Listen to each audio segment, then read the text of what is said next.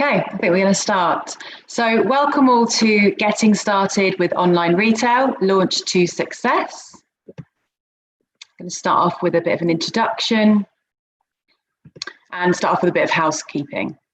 So this is going to be a 1-hour webinar with 10 to 15 minutes for questions.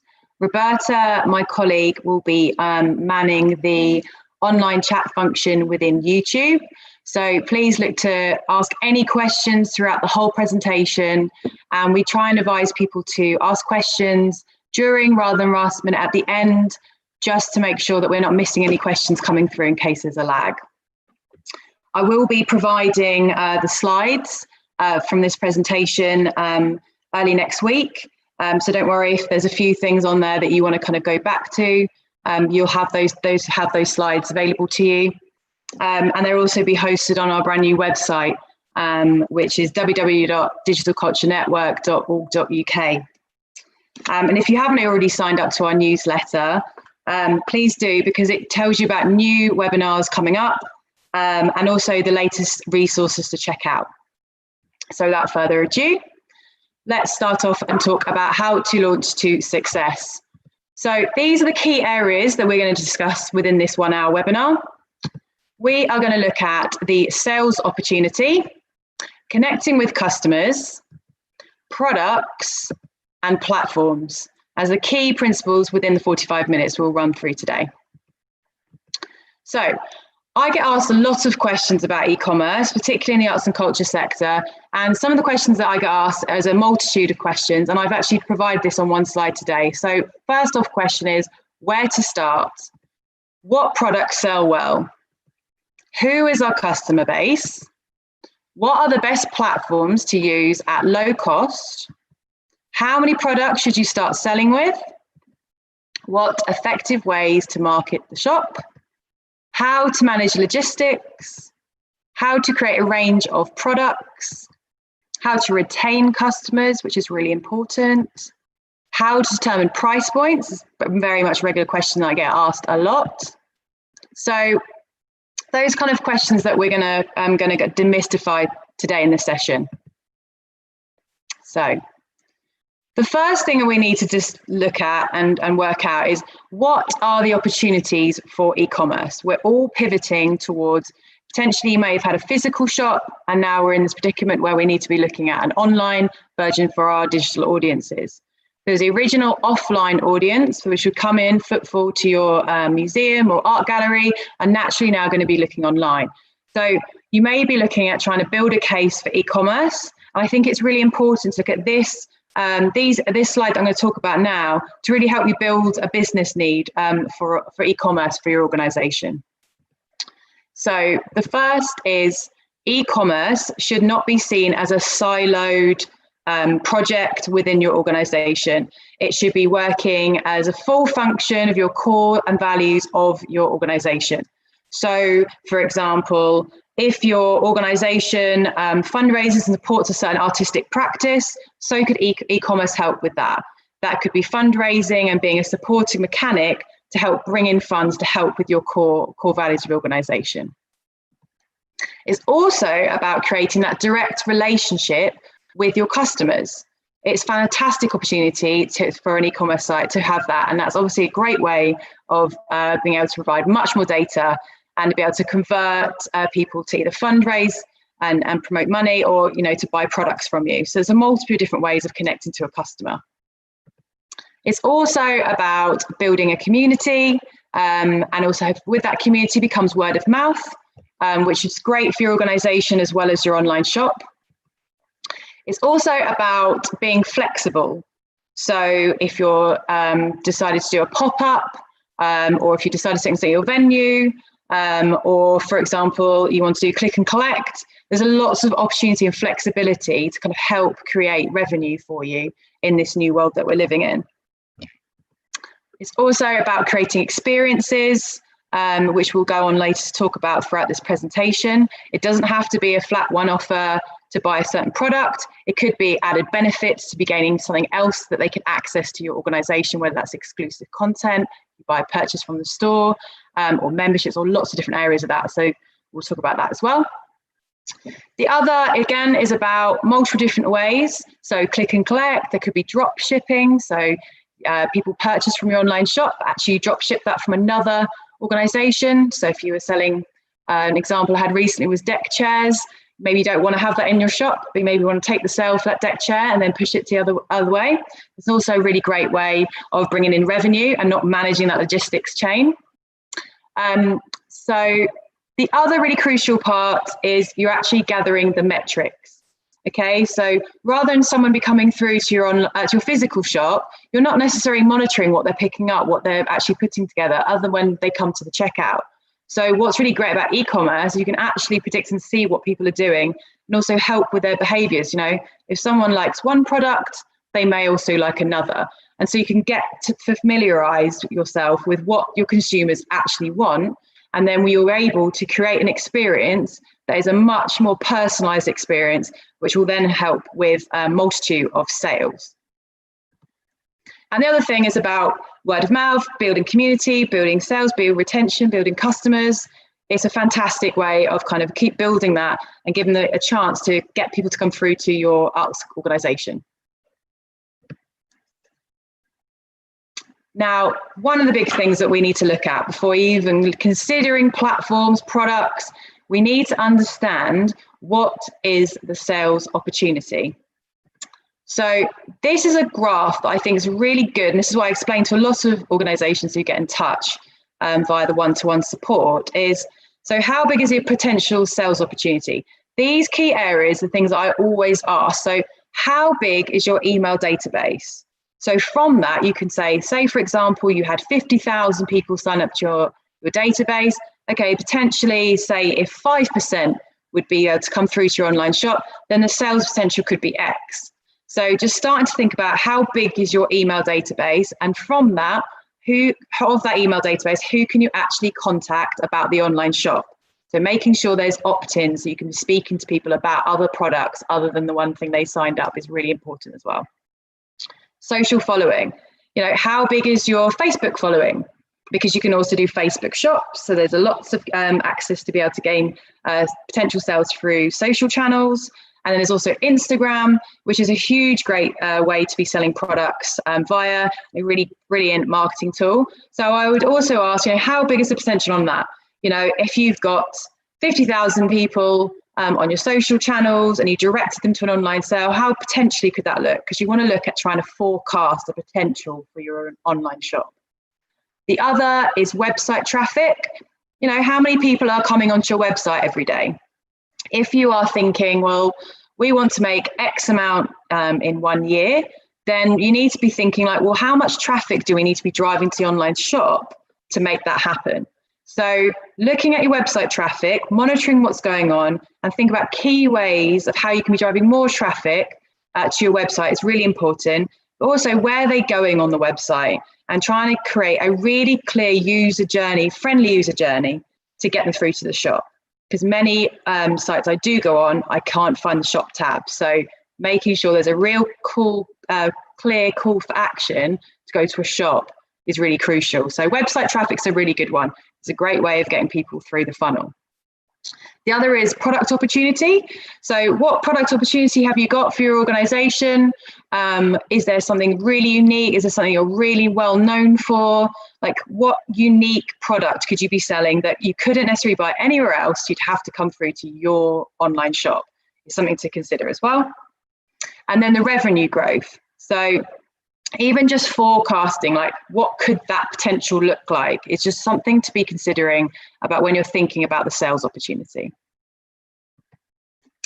Now, the other element is the sales cycle, or some other people call also the sales funnel. But for the sake of this, I'm going to call it about the sales cycle. And this is really about how are you going to attract new customers and new audiences with any product you put out, but also any campaign that you also put out. So we're looking at attention, we're looking at audience, promote, and sell, and document.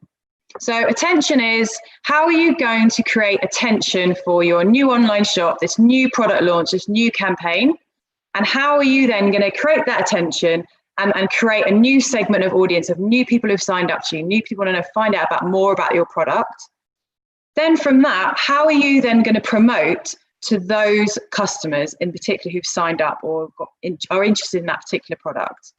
Okay, and then from promote, you then want to potentially sell product, etc. But then you also, the key ingredient that many organizations miss out on is documenting what worked. Because once you know what's working, you then can understand the behavioral patterns of your consumer sales funnel. So if you're seeing people drop off because you're going straight from attention and you want to try to sell, that's not going to work, because you need to warm up your audiences in order to promote and to sell. So always be thinking about your sales cycle for your online shop and how you're going to do the 5 things here: attention, audience, promote, sell, and document. Now, the second element I want to talk to you about is connecting with customers. So I actually asked some questions ahead of this webinar because I really wanted to know who my customers were for this webinar.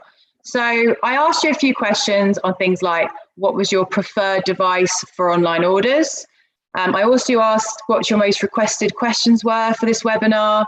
And I also asked you what your payment preference was for online orders. You're probably thinking, why is she asking us this? But it's simply because I really wanted to know how you consume online.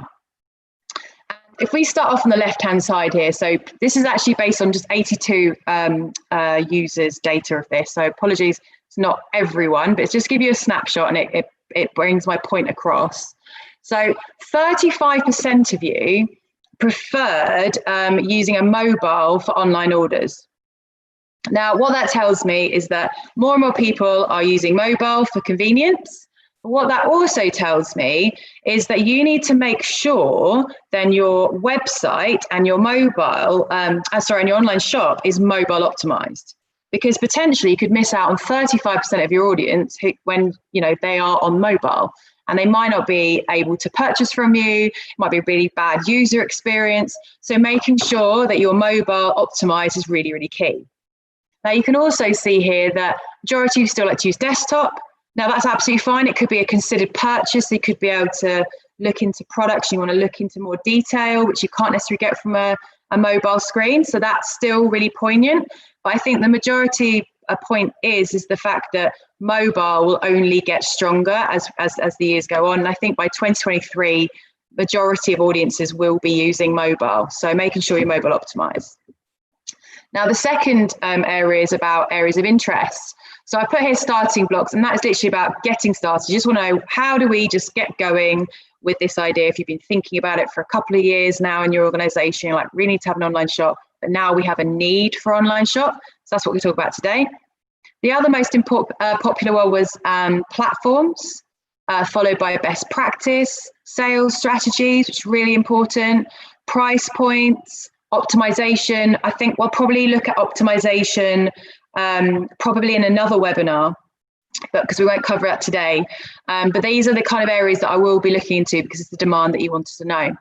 And then the third point was the most popular payment option. I also think that many organizations don't necessarily think about the payment side of it, and it's equally just as important as the product, and also equally as important as whether your online shop is mobile optimized. It's really key here, actually, from the stats, is that PayPal and debit cards seem to be most popular used. We've got some Google Pay there. We've got Invoice, which is maybe more for B2B than personal. We've got some small numbers on Apple Pay, but I'd actually start to see that coming up, because personally for me, if I see Apple Pay, I don't want to necessarily have to put all my details in.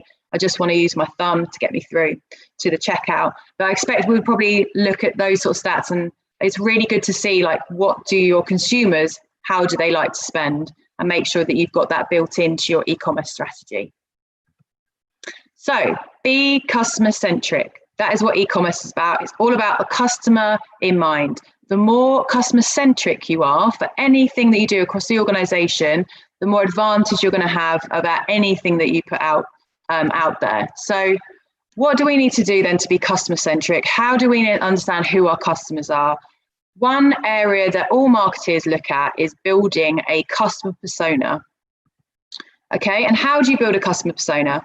These are the key areas that we'll pull together to try and understand what our customers' needs are, their demands, what inspires them, what decision-making courses do they have, how are they using social media? All these kind of aspirations that I've got listed here will help you key point, like, who is your customer persona? So some organizations may have 3, some may which want to concentrate on 1 because there's one key audience they want to focus on. But building this as part of your strategy is really, really powerful. And every retailer out there will use customer personas. So start thinking about who your customer personas are, who your target audiences are, and try and build a persona around them. Some organizations will name them, they'll give them a certain age, where they're from, what TV channels they watch, whatever that is, they'll just really hone in on who their customer persona is. So I think it's really important to try and look into what that looks like for you. The other area that obviously you can create for customer persona is to actually look at some direct customer feedback. So, reviewing any customer feedback, so inquiries, complaints, current, physical retail feedback, like what do people like, get a sense of what they enjoy, what do they put together in their basket, is there certain products that are upsold, try and understand what goes on in the mind, the needs and the wants of the customer is really key. A digital perspective for this is Google Analytics. So that helps you get a deeper understanding of your customers, what they're into, what content they're into more. And I'd advise you, if you do need some upskilling within Google Analytics, James Akers, our tech champion for Google Analytics, has 2 webinars already on our YouTube channel. So I'd advise go check them out. And he has a great one about Google Analytics for absolute beginners, which I've recommended a few times, and it's really helped. And I know there's one coming in a couple of days. So worth checking that one if you want to have a bit more help with understanding your customer persona via Google Analytics. I've also mentioned here about social media metrics. So how your followers engage with your social content is really important. What content works. Also understanding like what time your customers are actually using social media. And then that will give you a sense of like who your target audiences are. The 4th one I've put on here is Hotjar. And this is just a really interesting one. If you really want to know how people are using your site, it has really great heat maps. So where people go on, mostly on your website, what they click on, what they're most interested in. But it also collects some really nice user feedback. And it's a really great tool for turning more visitors into customers. So, and they do have a free version of Hotjar. So one to worth check out. The other element is understanding the 5 types of customers' behaviors. Now, all of us will be a combination of some of these customer behaviors and customer types. I'm just going to sort of talk through them. So we've got loyal here, we've got discount, impulse, wondering, need-based. These are the kind of things that would trigger people to buy products. So if we look at this one here, so loyal, the behavior is that the majority of them, maybe 20% of your customer base, will be your loyal supporters for your organizations. And the intention of that is about 50% of your sales will come from your most loyal. It's really important to nurture those, make them feel appreciated, because they are going to be part of your larger scale e-commerce strategy. Secondly, discounts. You might have customers who are triggered by a 10%, a 15%, clearance set, anything like that to do with discounts. These customers will frequently visit your site, and the intention is based on percentage. So they might be triggered by a certain percentage that would then necessarily bring them through and go through to your sales funnel. The other is impulse. So they may just be on your website and they've just gone into your online shop. Again, it says here, no particular purpose. The intention, they'll buy on a whim. So if there's a product they really love, they'll go, do you know what, I love this. I really want to support this particular museum or art gallery or charity. Then there's an impulse need going, I really want to buy something like that. Now, the other is wondering. And the behavior is there's no need or desire. The intention is just to experience the online shop, the sense of a bit of community. An example I give of that is if there's a brand new launch, say of some trainers like Nike or Adidas, you're going to get a lot of people go onto the Adidas website and have a look at them, but they're not necessarily going to buy them. But they want to be able to say to their friends and family, oh, check out this new product. Oh, it's got this, that, and the other. But they might not have actually bought it. It's more of like an educational, so it's wondering. So you're going to get those. And what you're going to see also for your online shop is you may have people come onto the site and they just don't buy. And you might go, oh, our bounce rate's not very good, because of that. You're always going to have wandering customers. That doesn't mean that they won't be a customer in the future. They just wants to nurture and just to be thinking about how your customers may consume your content. The other is need-based. So they've come onto your website, they've come onto your shop for a specific purpose, okay? And the intention there's a need reason. It could be gifting, need to buy something for somebody, but the need-based, again, is another trait for a customer to come through. So if you're thinking about all those different elements, it will definitely help people go through and buy from your online shop. Here's an example of what I mean by this. So this is actually Museum of London's online shop. And here they've got free UK delivery on orders over £50. And then they've got gifts for the eco-conscious consumer, I presume. Very cool products on here. And, who would those particular products attract? Well, potentially a need-based customer, okay? Maybe you'll need to buy a gift for somebody. But also it might be an impulse buy because maybe you want to buy something. So they're the kind of two examples there. But also we've got free UK delivery on orders over £50. And that might be a trigger for someone who's more into that discount savvy customer who may not want to pay for delivery. But having that threshold above £50 means that rather than someone come through to your online shop and buy one product, they're more likely to buy a secondary product because of the free UK delivery. So just something to consider about how you want to be driving more sales for your online shop. Another example is Baltic Shop. It's a brilliant online shop, and they're using Shopify, which is very popular for the sector. And this is really a showcase to you guys the discount savvy customer. So we've got here 15% off your first order by signing up to our mailing list. You'll receive regular updates about new arrivals and details of offers and discounts. So if you absolutely love this online shop, you probably are going to put your email address in because you want to get that 15% off your first order. And also on the left-hand side, they've got a really lovely way of categorizing their products by having like £5 to £10, £10 to £20, £20 to £30, over 50. So thinking about how people are potentially searching for products on their online shop. And they're also got sales and offers at the end there. So that's something to consider. Now, they also may have wondering because they're actually looking at all different products on there and maybe they'll be coming back. I've got David Shrigley there and George Shaw because they were just products that I was looking at and they had it listed there. But again, I was a wondering consumer then. And then, you may have a sense of loyal there because any orders through this online shop goes back to supporting Baltic Shop. So you might have some loyal following there that, if you put out a brand new, they do a Christmas bauble product range every Christmas. And I know they're putting up on their shop at the minute. And it's really, really popular. And I know they're going to have loads of loyal people go, I really want to buy the next Christmas bauble for the tree. So thinking about consumers and how they shop with you and how you can build that loyalty is a really great strategy to have for your online shop. Now, number 3, products. So again, the question, what products sell well?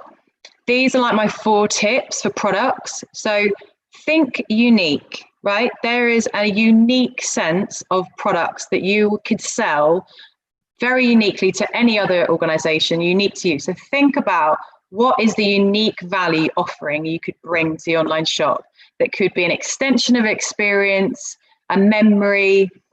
Just be thinking about what those unique connections could be. Think exclusive. It's exclusive products that you could only have on the online shop. Maybe you only have 10 available. So think exclusivity, and think scarcity. You've only got a limited number of these prints, for example. Another great way to drive sales for that kind of thing. And then think value. What is the added value of buying from you? So what is that added value product that you could have that you can maybe upsell with? So what does that also look like? I think if you look at those 4 areas in terms of product mix, you're onto a winning combination. So common product questions that I get asked a lot is, how many products should you start selling with? It's a great question. I get it asked a lot. I personally believe that you should start with a small range of products. Don't be thinking you need to put hundreds of products up to an online shop, because actually having hundreds of products on an online shop is, in a way, it's effectively too many products. So I'd actually say have a core range of products, promote it out to your customers, see what people like. You may be surprised that the product that you've put together and you thought that would be a sure hit may not be a sure hit. And it might take you off to a different direction. And also you might have like 100 products on there and maybe only 25% of those products are actually selling for you. So try and be a little bit more creative in terms of what products you'll be starting to sell with. And also you don't want to overstretch yourself. You don't want to have loads of products, lots of complicated logistics. Start small, work well, get some good customer feedback about the online shop and start to build it from there. How to create a range of products. I think this is, again, it goes back to creating a small range, seeing what your customer base actually like and want. I know from speaking to certain galleries, they start with really small things. So like postcards, what works best. And then from that, they'll then look at creating ranges. So what could that look like for you? And then regarding that, creating a range of products, you don't necessarily have to physically create all of that as well. And I'll talk about print on demand at another webinar, but there's a potential of creating a range where you can put your artwork that you've got rights to onto products, have it online for the online shop, but you don't actually have to have that stock in your building or at your organization. You can actually then send that product if you sell it, and send it to the actual manufacturer. So that's another nice range to kind of put together, but you have no stock obsolescence. There's no money being put into something. There's no loss. How to determine price points. Super important. It is also about trying to make healthy margin for your online shop. So the best way to determine price points is be looking at what is the cost price, the raw cost price of that product, getting it to you, like all those other elements. Okay. And then when you do have an online shop, it's really good to look at what is the percentage of transaction, does a certain platform do that? What is your credit card fees, like all those things, how much does it cost to dispatch it, like to send it, all those elements there will then determine your retail price, because you don't really want to sell anything at a loss. So healthy margins would be, 40% margin, anything up, absolutely bonus. So determining price points really depends on what are all the raw costs. How to promote products. We're going to be talking about that later in the presentation, but how to promote products, utilizing what we said earlier, the email database, social channels, driving website traffic to the online shop. If you have got new products, a new campaign, do a takeover on the website, do a takeover over socials, tell people about it all on all those different channels. It might feel like overkill, but actually it's a channel that maybe a consumer hasn't ever been to your website. So just be thinking about all that sales opportunity that we were talking about earlier. How to manage logistics. Again, don't oversell like your products, as in don't kind of get a really complex logistics for each product. So for example, if you've got drop shipping and you've got 3 different print on demands, don't overcomplicate it. And in terms of logistics, if you have stock within your own museum and art gallery, I would probably say give yourself some leeway room, because you don't want to be saying we ship and deliver within next day and actually you get the order in, it's over a weekend and then you've got the customer waiting. So I would probably say like over deliver and under promise. Is that the right way? I think so. But basically just make sure that you are allowing yourself a week, even though the customer might get it in 3 days. You don't want to do it the other way around. And then here's some other examples of Bristol Museum using prints. Prints were so popular in lockdown. Majority switched to a print-on-demand supplier. Many switched to like King & McGall. I know Tate did, and I know London Transport Museum did also. But prints are brilliant, and I love the way museum actually looks at prints by local artists. So again, it's unique, it's exclusive, it's supporting local, which you know is a great thing for all of us to be doing. And so these are the kind of products that they look to promote on their online shop. Another example is Bird on the Wire. Now, this is a brand new online shop that launched in lockdown. And these guys help promote live music. They end up having loads of posters they had from past shows. And so they decided they actually have all the data for all the tickets for each of these. So they decided to retarget everyone. So for example, about Big Thief, they retargeted everyone who went to the Roundhouse and offered this particular product to them. And I know that they did really well in terms of sales. So just another way of just kind of bringing in revenue. And it also says majority of products will be distributed to our freelance staff currently without the work of the show reps, flyers and storage handling. So they're really looking at thinking like how we can give back, which I think is another really important aspect to the online shop, and it can function as. This is the British Quilters Guild online shop. Now, they actually looked at creating lots of different ideas around around lockdown. And what they actually ended up looking at was digital products. So rather than having to look at sending out physical products that they looked at digital patterns to send out. So a customer would come onto an online shop and download an actual digital pattern for these particular cushions. And they sold so well. I think their sales were up by 80%. I know that crafts was up in lockdown because people wanted to learn a lot more upskilling themselves during that time. But they also looked to create some bundles. So what would be useful for people? So the one on the right-hand side was just a really well promoted, but also well-received bundle that they put together. So it just goes to show sometimes you don't physically need to send anything. Could it be a digital product that you could also be selling on the online shop? Here's another example of Books That Matter, an absolute brilliant organisation who really showcases female authors, and they put together a beautiful subscription box. And it's just a really lovely site. I would just advise everyone to kind of go on and have a look. But this is what I really loved about them. They promote it on the left-hand side is the website, and then the other section is the other half of the website. And I've just given some screenshots of what it looks like on mobile, but also a social post that they also have.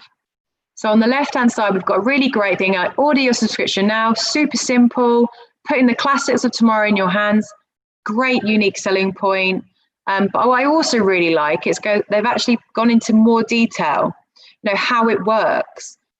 Step 1, subscribe, deliver to your door, enjoy your box. And then they've also got some brilliant trust signals here, independent, London, Evening Standard, stylist, which would trigger, if we go back to customer personas, potentially those kind of audiences will go, well, I know the stylist, or, oh, I really like reading London Evening Standard. Well, if they back them, then I'm also, I'm more likely to purchase through them directly as well.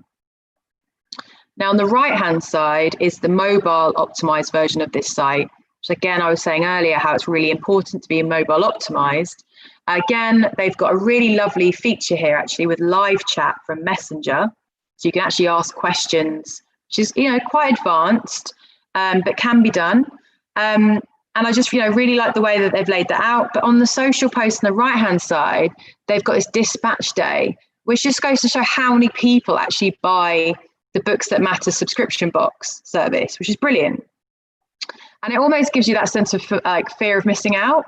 You're like, oh, I'd actually like to know what, I'd quite like to get involved. So it's a really good sales tactic. Sometimes if you've got access to kind of showcasing how many orders are going out, it kind of then could trigger someone to go, oh, well, what's that? I want to kind of go through the funnel and see what's going on there. So just something to consider. Another great example is hospital rooms. They did a fantastic campaign in lockdown. And what they did an example. The example of their online shop was 6 artists. They did a limited edition prints, 100 of each limited edition print, and they sold them at £50 each. Now, as it says here, we kept our messaging simple on social media. So Instagram, Twitter, and Facebook, posting an image and several close-up details of each poster a few days prior to its launch. Now, I think a lot of organizations don't really think about that pre-launch. Those kind of pre-launch gains that excitement about something's coming, and it gets everyone sort of geared up to what's going to come. So just be thinking about all that pre-ramble you do for, say, like an exhibition. It's exactly the same you can do for the online shop as well. And then what unique element they did was we also sent a newsletter to our database at exactly 12 every launch day. But what they also suggested here, that they made the posters available to purchase from 8 a.m. to friends of the charity. So you're giving that added benefit for people who have signed up to you. Okay. And then the general public, it was 12 o'clock. Their first print that went up, which was Anish Kapoor, sold out in 2 minutes. And they had 100 of these at £50 a pop. So within a 6-week campaign with 6 artists with 6 different prints, they were able to raise £30,000 for their organisation. They saw an increase of 300% for their donation strategy, just simply because people hadn't necessarily heard about the organisation, but maybe they would have followed those individual artists. So endorsements from artists is also super important. But another really interesting fact, other than the fact that the revenue growth and the revenue growth for donations, was the fact website traffic went up by 3,387%, which I'm sure everyone would love, that kind of increase in website traffic. But it just goes to show e-commerce can do a lot of key objectives for your organization. So marketing in the right way and positioning in the right way, it can be really fruitful for all the different aspects for your business. Here was some press coverage also they did for online, print, and social media. So I got some really nice backing, retweets. It just goes to show that, things you can be adding into your campaign. And then the other thing, going back to that attention cycle. So, they were able to gain attention, what they've got. They then were able to captivate an audience. And then from that, they were able to promote to their friends of the organization, and then also then to the general public to sell these prints. And they were able to document each week when the prints were going live about how best they could do the next one, which I think is a really great example of what I mean by using a sales funnel and making it really incremental to your sales strategy.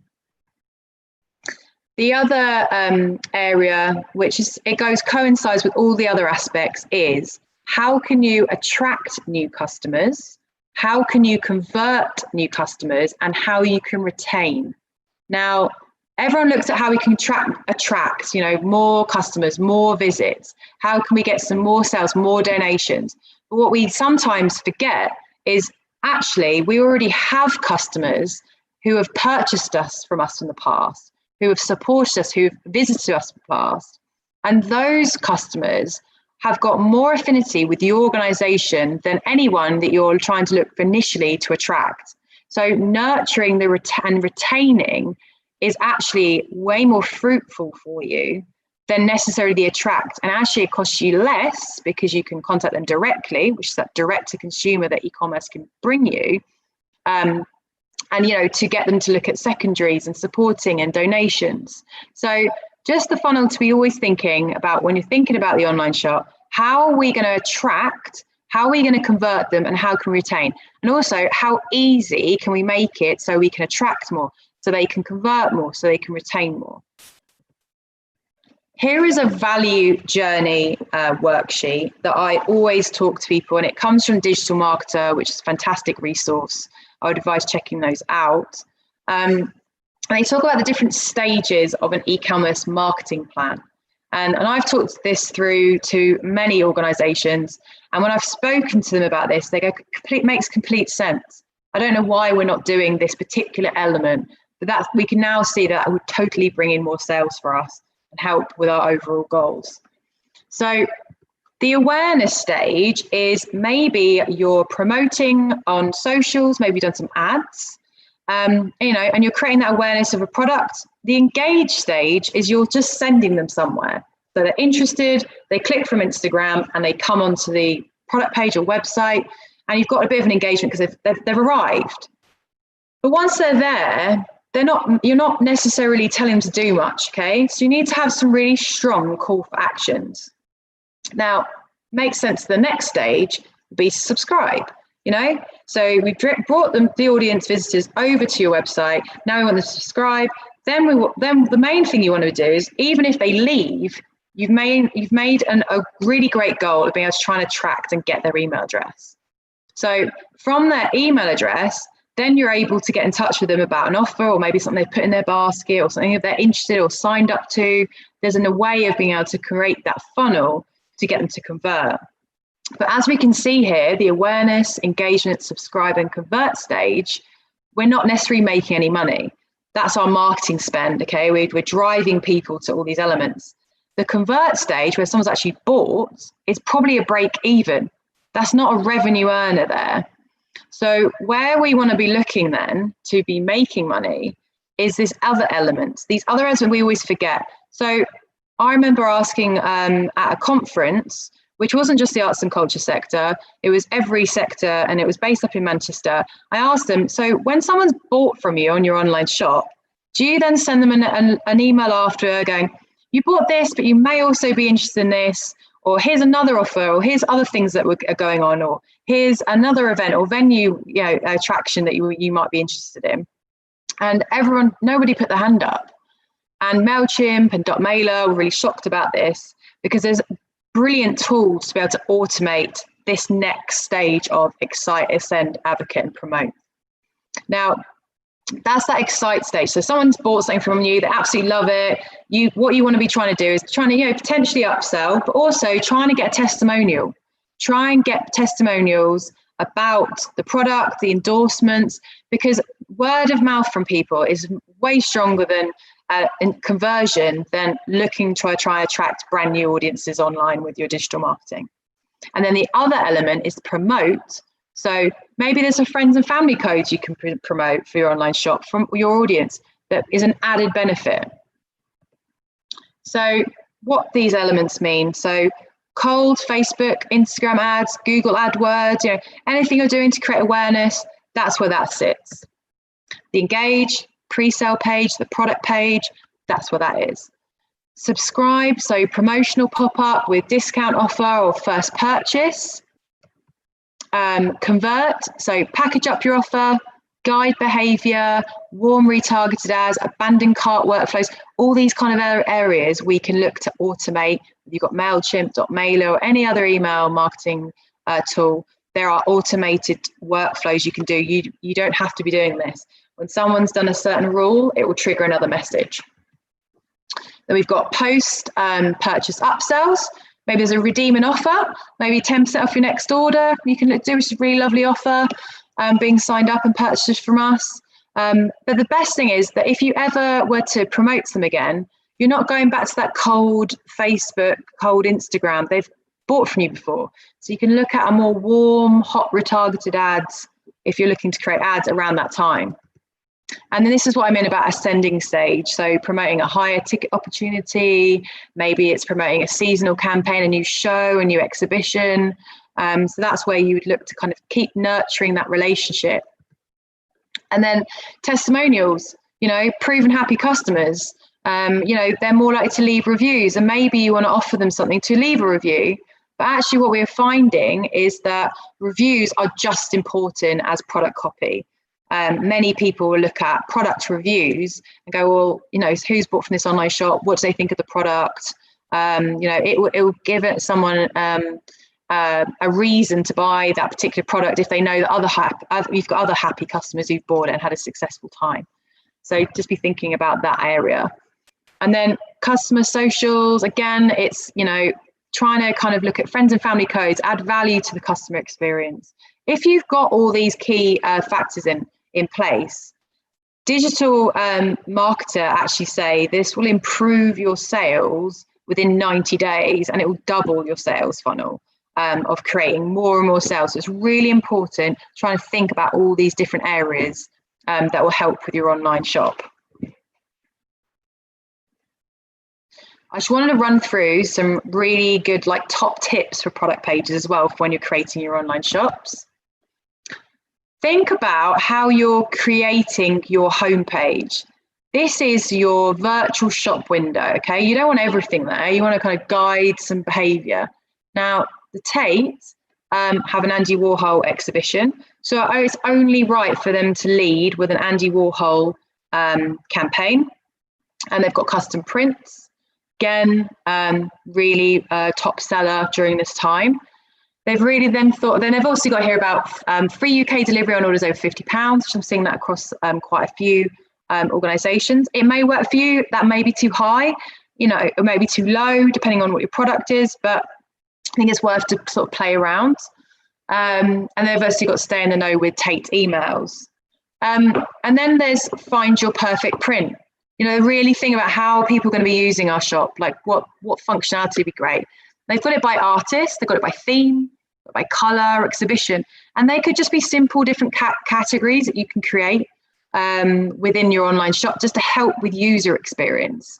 And they've got some other key areas that they're also looking to campaign.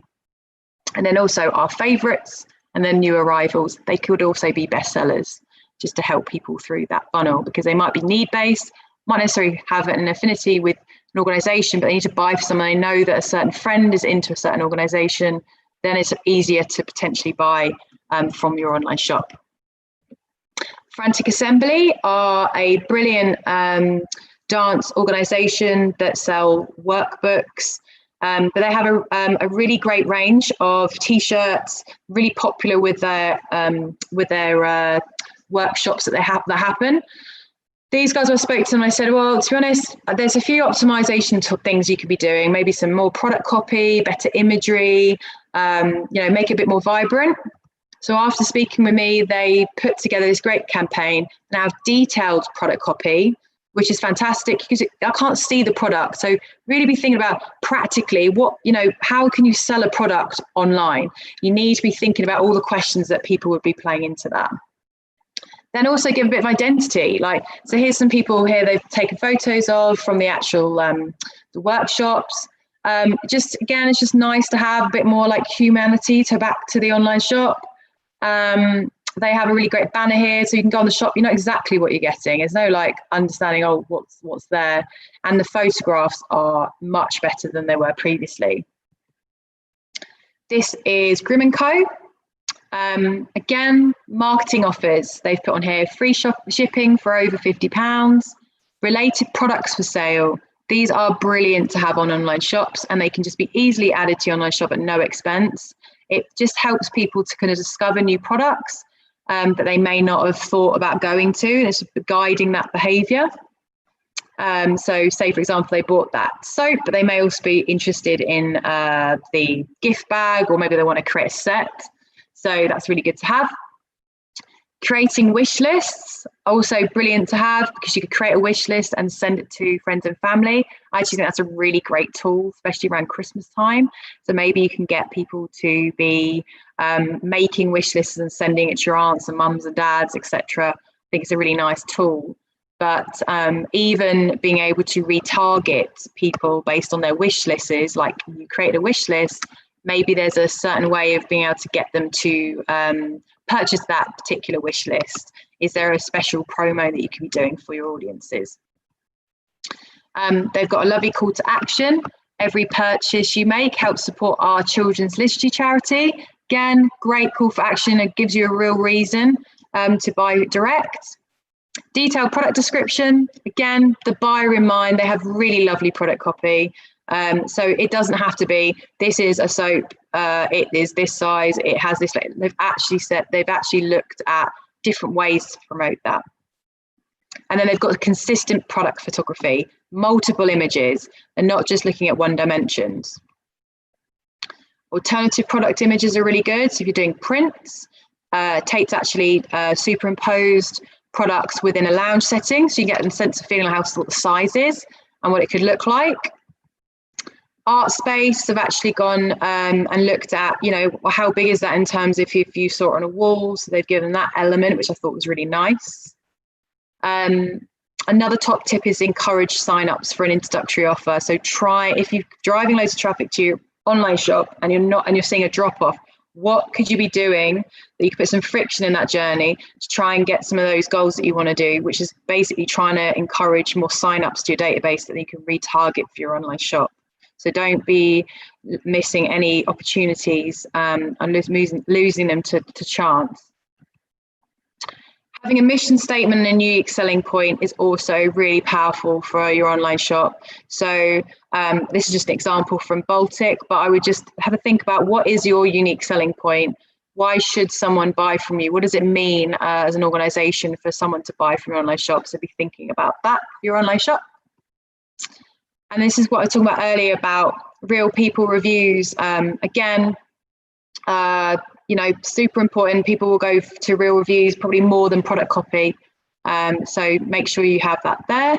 So, and obviously they've got delivery provided in pounds as well. So what should be on your product pages? Key marketing messages, top of the store ideally. Detailed product descriptions with buyer in mind. Quality images, always key for online shop. Postage and delivery to be present. It stops people going through the checkout and then exiting because the price is too high. So if you give or upload all that information before the sales funnel, as always best practice. And again, encourage signups for future sales. All these sort of top tips and improvements to e-commerce customer journey can also be found on our brand new website at www.digitalculturenetwork.org.uk. So I'd advise you check out our host of all of our resources that we have on here. And the last but not least, I wanted to talk to you quickly about platforms. So what platforms are there for e-commerce? Okay, so the majority of organizations I speak to tend to lean towards more of a Shopify, WooCommerce, probably more Squarespace at the minute, the Magento and BigCommerce and BigCartel. Probably because WooCommerce is linked to WordPress, and a lot of WordPress sites, the natural plugin for an online shop is WooCommerce. It's a free integration you can put in. And Squarespace, again, they have Squarespace shops, and that's what I'm seeing around that. Shopify is just a really brilliant e-commerce platform. It's really user-friendly. It's easy. You don't have to code. It's very plug and play, which is why it's successful. Magento is more for larger integrations. If you had like 400, 500 products, it's a really good one. It's quite complicated. You're going to have a lot of dev time. So I would say if you're just starting out, I would just be careful looking at Magento because you might actually be getting the wrong package for what you actually want to achieve. And then some ones at the bottom here is like Bandcamp and Merch and Tmill. Merch and Tmill is more of a print on demand. So if you want to do some t-shirts, things like that, and you can actually create online shops with those guys. And then, yeah, the rest, BigCartel, again, is they all do the similar things. It's just working out what you need it to do. It doesn't need to integrate with certain platforms. Salesforce is quite a large, and Shopify Plus is quite a large and expensive platform. So, which is very different to Shopify on the left. Worth noting that Shopify has an MPO rate. So, and they also have a light version as well. So it can get started from like $9.99 a month. So it's really compelling offer. There's also marketplaces. So Etsy, eBay, Amazon, Google Shopping, Facebook, Art UK, Museum Shops is a new one. from speaking to Edward. So Museum Shops is another marketplace, and Art UK is also a great place for collections to be on. So it's worth checking out, is marketplaces the way you want to be? But worth mentioning that these marketplaces, you don't necessarily have that direct consumer contact. For example, you don't necessarily own that customer. Etsy, eBay, Amazon, Google, Facebook, they own the customer, not you. So if you want to build a more of a business going forward, I possibly would say those Shopify, WooCommerce, all those angles are the best option. But if you don't have an audience, you haven't got a strategy, and you haven't got ways of doing fulfilling, and you're not looking at necessarily all the retargeting and all that aspect, look at marketplaces are the best. The other elements are third-party license websites. So King Magoo, Saatchi, Artsy, Artspace. These sites, you can put up your product on their websites, and they will take a percentage and you get a percentage back. Some do drop shipping. Some actually may want your artwork with them so they can dispatch. King Magoo is actually a print on demand pure play. So if you have the product selling on there, they have a great, they have loads of traffic going to their site. So they'll just print and look after the customer service and the logistics that way. But they also could license your products for other places like John Lewis and things like that. So I think it's got a really interesting commercial angle. And they are there to help the arts and culture sector. Now I want to have some time here for some questions. I think we've got about 5-10 minutes. So I'm just going to go on and look from Roberta, who's been collating all of these. 2 secs.